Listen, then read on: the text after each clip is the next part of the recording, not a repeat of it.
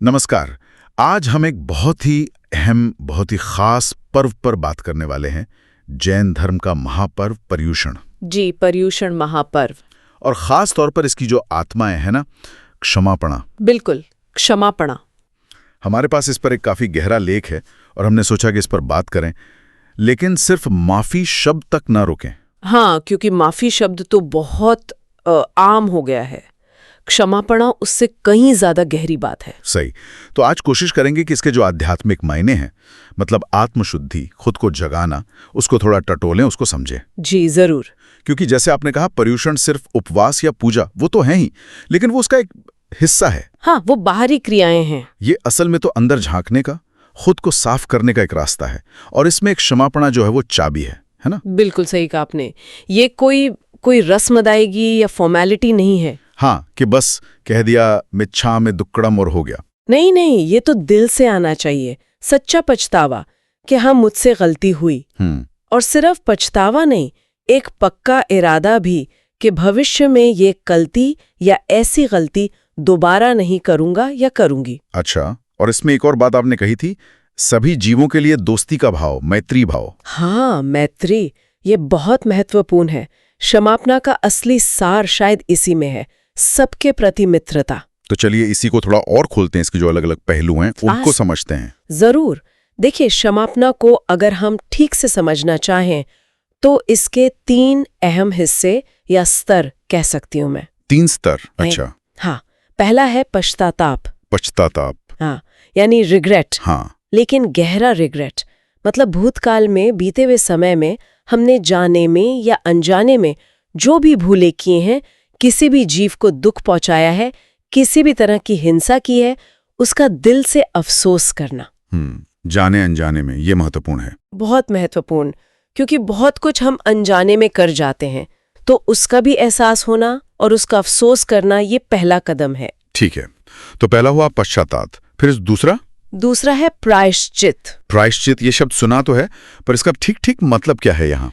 प्रायश्चित सिर्फ अफसोस पर रुकना नहीं है, ये एक कदम आगे है। ये एक पक्का इरादा है, एक संकल्प कि जो गलतियां हमने पहचानी है, जिनके लिए पछतावा किया है, उन्हें हम दोहराएंगे नहीं। अच्छा, मतलब एक तरह का कमिटमेंट। बिल्कुल, एक दृढ़ निश्चय। और साथ ही इसमें तप और संयम के जरिए खुद को शुद्ध करने की कोशिश भी शामिल है, मतलब अपनी वृत्तियों पर, अपनी आदतों पर काम करना। तप और संयम से शुद्धि, ठीक है। तो पश्चाताप, फिर प्रायश्चित, और तीसरा और शायद सबसे अहम, वो है मैत्री। मैत्री, फ्रेंडशिप, या उससे ज्यादा कुछ? फ्रेंडशिप से बहुत ज्यादा। ये है सभी जीवों के प्रति, ध्यान दीजिएगा, सभी जीवों के प्रति मन में जो भी बैर भाव है, दुश्मनी है, गुस्सा है, उसे पूरी तरह त्याग देना। और उसकी जगह दोस्ती, करुणा, दया और समभाव, यानी सबको बराबर समझने का भाव रखना। सबके प्रति। जी, ये बहुत बड़ी बात है। जी, तभी तो कहते हैं क्षमा वीरस्य भूषणम। हाँ, ये सुना है, क्षमा वीरों का आभूषण है। बिल्कुल, पर यहाँ वीरता का मतलब किसी बाहरी दुश्मन को हराना नहीं है। तो फिर यहाँ वीरता है अपने ही अंदर के दुश्मन, अहंकार, क्रोध, लोभ, मोह, इन पर विजय पाना।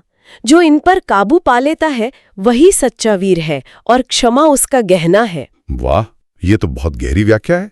आमतौर पर जब हम माफी के बारे में सोचते हैं तो हमारा दायरा बहुत छोटा होता है। हाँ, अक्सर परिवार, दोस्त, सहकर्मी, बस यहीं तक। हाँ, जिनसे रोज मिलना जुलना है। लेकिन आप कह रही हैं कि जैन दर्शन में क्षमापणा का दायरा वो बहुत ही विशाल है। आपने 14 राजलोक का जिक्र किया था। जी हाँ, 14 राजलोक। ये क्या है, मतलब पूरा यूनिवर्स? हाँ, जैन कस्मोलॉजी के हिसाब से ये पूरा ब्रह्मांड है। इसमें सभी लोक आते हैं, स्वर्ग, नरक, मध्यलोक, और उनमें रहने वाले सभी तरह के जीव। सभी तरह के जीव मतलब सिर्फ इंसान और जानवर नहीं? नहीं, बहुत विशाल है ये दायरा। इसकी वजह ये मान्यता है कि हमारी आत्मा जो है वो अनंत काल से भटक रही है। 84 लाख योनियों वाली बात? हाँ, वही 84 लाख अलग अलग योनियों में हम जन्म लेते रहे हैं। तो इस इतने लंबे सफर में सोचिए, हर जीव से हमारा कभी ना कभी कोई ना कोई रिश्ता जरूर रहा होगा। बाप रे, ये तो सोचने में भी अजीब लगता है ना? और इसी वजह से ये माना जाता है कि हमने जाने अनजाने में मन से, वचन से या शरीर से न जाने कितने असंख्य जीवों को दुख पहुंचाया होगा। हाँ, ये तो मुमकिन है, बिल्कुल मुमकिन है। इसीलिए जब क्षमा याचना की जाती है तो वो किसी एक व्यक्ति या समूह से नहीं, बल्कि पूरे ब्रह्मांड के सभी जीवों से की जाती है, हृदय से। सभी जीवों से? इसमें वो 6 काय वाले जीव भी आते हैं जिनका आपने जिक्र किया था? बिल्कुल। क्षमापना में 6 काय के जीवों की हिंसा की माफी मांगना बहुत महत्वपूर्ण माना गया है। ये 6 काय कौन कौन से, एक बार फिर से बताएंगे? जी, पहला है पृथ्वी काय, यानी मिट्टी, पत्थर, खनिज वगैरह। मिट्टी, पत्थर, इनसे भी हिंसा? हाँ। दूसरा है अपकाय, यानी पानी, हर बूंद में जीवन माना गया है। अच्छा। तीसरा तेजस काय, यानी अग्नि। चौथा वायु काय, यानी हवा। हवा भी? जी। पांचवा वनस्पति काय, यानी पेड़ पौधे, घास, सब्जियां, फल, फूल। ये तो समझ आते हैं। और छठा है त्रस्काय, इसमें 2 इंद्रिय से लेकर 5 इंद्रिय वाले, यानी चलने फिरने वाले जीव आते हैं। कीड़े मकोड़े, पशु पक्षी, इंसान, ये सब। बाप रे! पृथ्वी, पानी, आग, हवा, पेड़ पौधे और चलने वाले जीव, इन सब से माफी? हाँ। लेकिन हम रोजमर्रा की जिंदगी में इनकी हिंसा कैसे करते हैं, वो भी अनजाने में? बहुत तरह से। सोचिए, हम कितना पानी बर्बाद करते हैं। वो अपकाय जीवों की हिंसा हुई? हाँ, ये तो होता है। या बेवजह किसी पेड़ की पत्ती तोड़ ली, फूल तोड़ लिया, ये वनस्पति काय की हिंसा है। हम चलते हैं, गाड़ी चलाते हैं, कितने छोटे छोटे जीव हमारे पैरों तले या गाड़ी के नीचे आकर मर जाते हैं, हमें पता भी नहीं चलता। ये त्रस्काय जीवों की अनजाने में हुई हिंसा। ये तो सच है, कभी इस नजरिए से सोचा ही नहीं था। इसीलिए पर्युषण में इन सभी 6 काय के जीवों से क्षमा याचना का विधान है। मन में ये भाव रखना कि जाने अनजाने में मुझसे किसी भी जीव को कष्ट पहुंचा हो तो मैं क्षमा मांगती हूँ। ये तो बहुत व्यापक सोच है। अच्छा, शास्त्रों में 18 तरह के पापों का भी जिक्र आता है, पाप स्थानक। जी हाँ, 18 पाप स्थानक। क्या ये बातें जो शायद हजारों साल पहले लिखी गई, वो आज भी उतनी ही रिलेवेंट है? आजकल की लाइफस्टाइल में ये पाप कैसे दिखते हैं? कुछ उदाहरण दे सकती हैं? अरे बिल्कुल रेलेवेंट है, शायद पहले से भी ज्यादा। आप देखिए, पहला पाप है हिंसा। अब हिंसा सिर्फ किसी को मारना पीटना ही नहीं है। हाँ, वो तो है। आजकल रोड रेज में लोग गालियां देते हैं, अपशब्द कहते हैं, सोशल मीडिया पे ट्रोलिंग होती है, किसी को नीचा दिखाया जाता है। ये सब भी तो हिंसा ही है, मानसिक हिंसा। सही कहा। और दूसरा मृषावाद, मतलब झूठ बोलना। हाँ, झूठ। अब ये सिर्फ बड़ी बड़ी बातों का झूठ नहीं, व्यापार में ज्यादा मुनाफे के लिए झूठ बोल देना, या अपनी कोई गलती छुपाने के लिए झूठ बोलना, या फिर आजकल जो सोशल स्टेटस के लिए दिखावा करते हैं, वो भी तो एक तरह का झूठ ही है ना? हाँ, अपनी असलियत छुपाना, ये बात तो है। तीसरा है अदत्ता दान, यानी चोरी। अब चोरी सिर्फ किसी के घर में घुसकर सामान चुराना नहीं है। तो फिर? ऑफिस से पेन, पेंसिल, स्टेशनरी घर ले आए।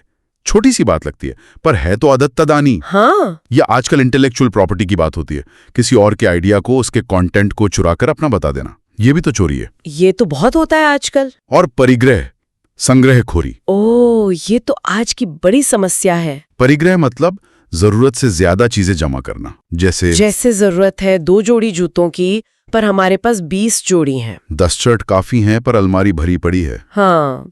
या पैसे का अत्यधिक मोह, बस जमा करते जाना, ये सब परिग्रह है। आज की जो कंज्यूमर संस्कृति है वो इसी को तो बढ़ावा देती है। Buy more, have more. बिल्कुल। और ये सिर्फ बाहरी बोझ नहीं, मानसिक बोझ भी बढ़ाता है। सही बात है। और बाकी क्रोध, मान, माया, लोभ, ये तो शायद हमेशा से ही रहे हैं। हाँ, ये कषाय तो हमेशा से हैं। क्रोध, छोटी छोटी बातों पर गुस्सा आ जाना। मान, अपने पद का, पैसे का, सुंदरता का अहंकार होना। माया, यानी छल कपट, धोखा देना। लोभ, सेल लगी है तो जरूरत न होने पर भी खरीद लेना, हर चीज में अपना फायदा देखना। ये सब आज भी हमारे व्यवहार में साफ दिखते हैं। तो इन सभी 18 पापों के लिए जो हम जाने अनजाने करते रहते हैं, उनके लिए क्षमा मांगी जाती है? जी हाँ। इन सभी कारणों से जो भी पाप कर्म बंधते हैं, आत्मा मैली होती है, उन सब के लिए क्षमा याचना की जाती है। इन पापों से बचने के अलावा एक और बहुत अहम चीज है जिसके लिए क्षमा मांगने की बात होती है, वो है परमात्मा की आज्ञा का पालन न कर पाना। जी, ये भी बहुत महत्वपूर्ण है। ये आज्ञा क्या है? मतलब क्या कॉन्क्रीट नियम है? देखिए, परमात्मा ने, या कहिए तीर्थंकरों ने, 2 तरह का मार्गदर्शन दिया है। एक है व्यवहार आज्ञा। व्यवहार आज्ञा। हाँ, ये बाहरी आचरण से जुड़ी है, जैसे साधुओं के लिए उनके महाव्रत हैं और गृहस्थों के लिए अणुव्रत और दूसरे नियम कायदे। इनका पालन करना व्यवहार आज्ञा है। ठीक है। और दूसरी है निश्चय आज्ञा। ये ज्यादा गहरी है, ज्यादा सूक्ष्म है। ये आंतरिक समझ से जुड़ी है। निश्चय आज्ञा, इसका क्या मतलब है? इसका सार ये है कि ये जो सोच है ना कि मैं करने वाला हूं, कर्ता भाव, और मैं ही इसका फल भोगने वाला हूं, भोक्ता भाव। हाँ, ये तो हम सब सोचते हैं। मैंने ये किया, मुझे ये मिला। बिल्कुल। निश्चय आज्ञा कहती है कि इस कर्ता भोक्ता भाव को छोड़ो और साक्षी भाव में रहो। साक्षी भाव, विटनेस कॉन्शियसनेस। हाँ, बिल्कुल। साक्षी भाव मतलब जो हो रहा है उसे बस देखो। जैसे आप सड़क के किनारे खड़े होकर ट्रैफिक को देख रहे हैं, आप उसमें शामिल नहीं हैं, बस देख रहे हैं। वैसा ही भाव अपने मन में उठने वाले विचारों के प्रति, अपने कर्मों के प्रति लाना। ये समझना कि आत्मा मूल रूप से सिर्फ ज्ञाता दृष्टा है, जानने और देखने वाली है, करने और भोगने वाली नहीं। ये तो बहुत मुश्किल लगता है। हम तो हर वक्त मैंने किया, मेरा है, इसी अहंकार में रहते हैं। मुश्किल है, इसीलिए तो साधना है। हम अक्सर इस साक्षी भाव को भूल जाते हैं, कर्तापन के अहंकार में फंस जाते हैं। ये परमात्मा की निश्चय आज्ञा का उल्लंघन है। इस चूक के लिए भी क्षमा याचना की जाती है। अच्छा, तो बाहरी नियमों का पालन न कर पाने के लिए और अंदरूनी साक्षी भाव से चूक जाने के लिए, दोनों के लिए क्षमा। जी। और फिर शायद जो सबसे मुश्किल लगता है मुझे, पर आपने कहा सबसे जरूरी है, वो है खुद अपनी आत्मा से माफी मांगना। हाँ, स्वयं अपने आत्मा की क्षमा पाना। ये कैसे करते हैं? मतलब खुद से माफी क्यों और कैसे? खुद से माफी इसलिए क्योंकि सच पूछिए तो हमने सबसे ज्यादा अन्याय, सबसे ज्यादा दुख अपनी ही आत्मा को दिया है। अपनी आत्मा को कैसे? देखिए, हमने इस शरीर को, जो कि नश्वर है, उसी को मैं मान लिया। मैं ये शरीर हूं। हाँ, ये तो मानते ही हैं। और फिर इस शरीर के सुखों के पीछे, इंद्रियों के विषयों के पीछे भागते रहे। पैसा, संपत्ति, मान सम्मान, इन्हीं को जीवन का लक्ष्य मान लिया। कर्तापन के अहंकार में डूबे रहे कि ये सब मैंने हासिल किया है। इन सब चक्करों में हम अपनी आत्मा के असली स्वभाव को भूल गए। आत्मा का असली स्वभाव क्या है? आत्मा का असली स्वभाव तो ज्ञान, दर्शन, सुख और वीर्य से भरा है। वो शांत है, निर्मल है, लेकिन हमने उसे क्रोध, मान, माया, लोभ, इन कषायों की आग में जलाया। बाहरी चीजों के मोह में पड़कर उसे दुख दिया। तो हम खुद ही अपनी आत्मा को कष्ट देते रहे, रूप को भूलकर भटकते रहें।